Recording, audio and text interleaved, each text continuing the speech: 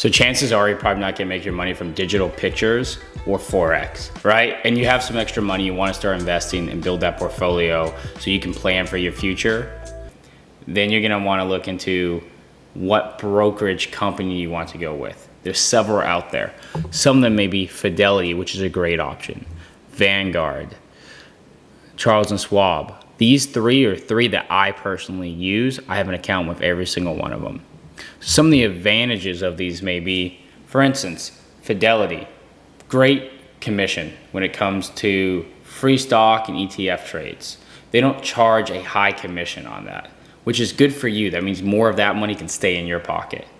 Another good benefit to Fidelity is they have a great mobile app. You can use it very easily. They have great resources, a lot of great information on there. Fidelity is always a win in my book. Another good one is gonna be Charles & Schwab.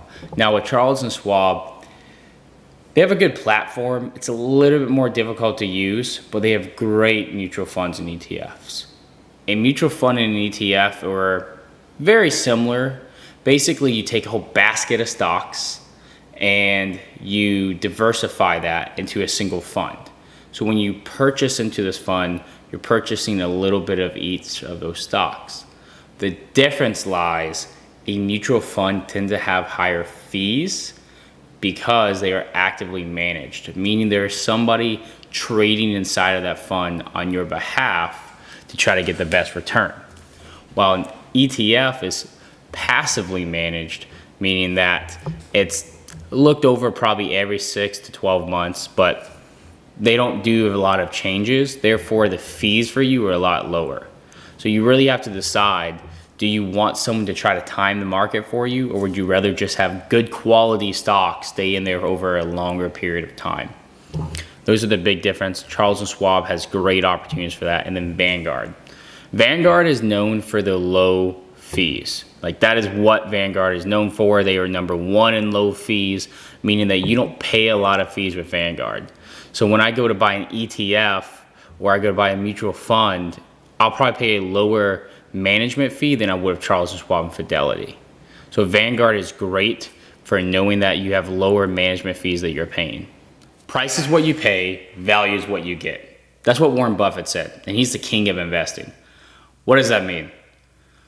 Well, it means that you're paying this price at this time, but the value of the stock can go up over a period of time. What you want to purchase is a valued stock. It is better to purchase a valuable stock at a fair price than a fair stock at an amazing price. Meaning that you want a stock that's going to be around for a long period of time. You want to gradually grow. That's very important when you look at your risk tolerance inside of investing. Because it really depends on your age. It depends on what type of risk you have. If you start getting up there and you're in around the 50, 60, you probably have a lower risk. But if you're in your 18, you're 20, you probably have a higher risk tolerance. Depends on closer to retirement and your goals. So that's a big key factor. You need to know your risk tolerance. You need to know how that's going to affect your investing.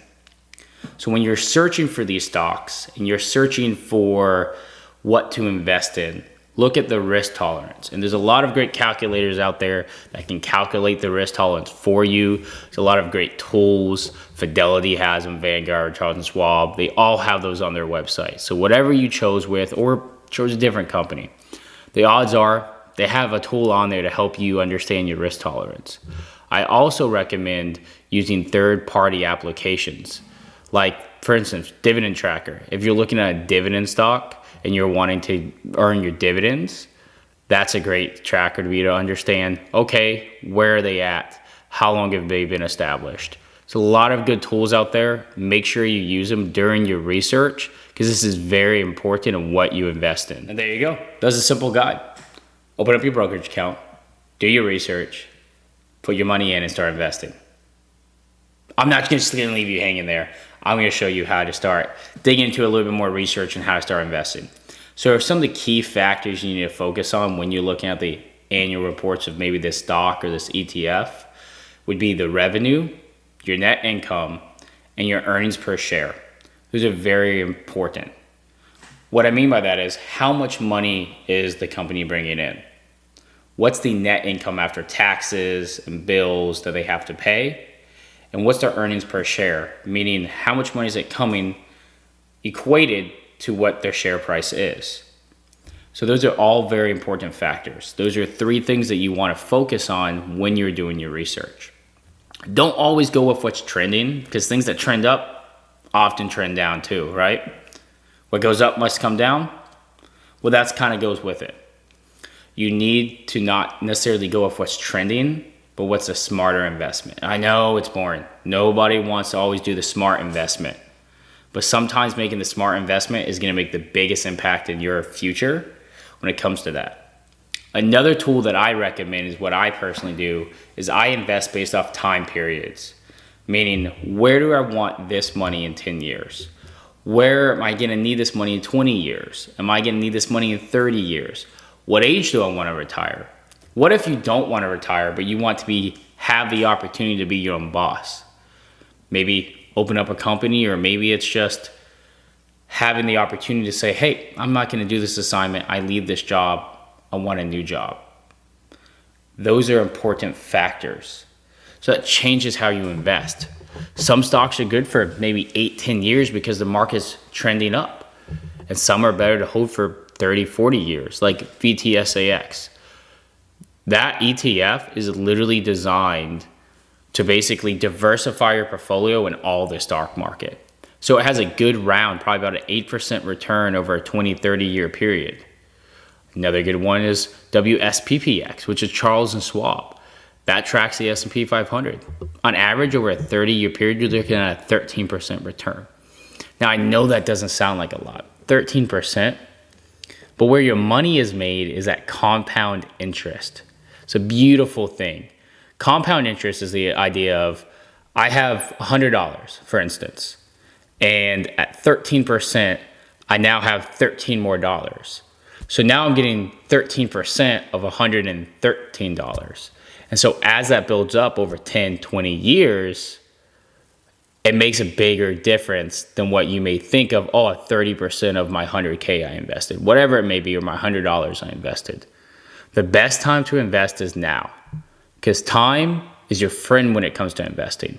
The longer you're in the markets on maybe an ETF or something safer along those lines, gives you a larger opportunity of growth because of compound interest in time. So why wait? Whether it's $5, $30, or $300, start investing. There's one thing I'm going to ask of you. Watch some other videos on this channel. Learn some more information about investing, finance, and business, and wealth building in general. Go to other channels and learn from them as well. Take that knowledge. Don't take it for face value, but do your own research. It's important that you're confident in the investing that you want to do. Don't just trust what I say or what somebody else says, because it's our opinion and what we found have worked for us. But something else might work for you. So do your research and find out what your risk tolerance is and what stocks works. Until next time, hit that like button, subscribe. See you all in the next video.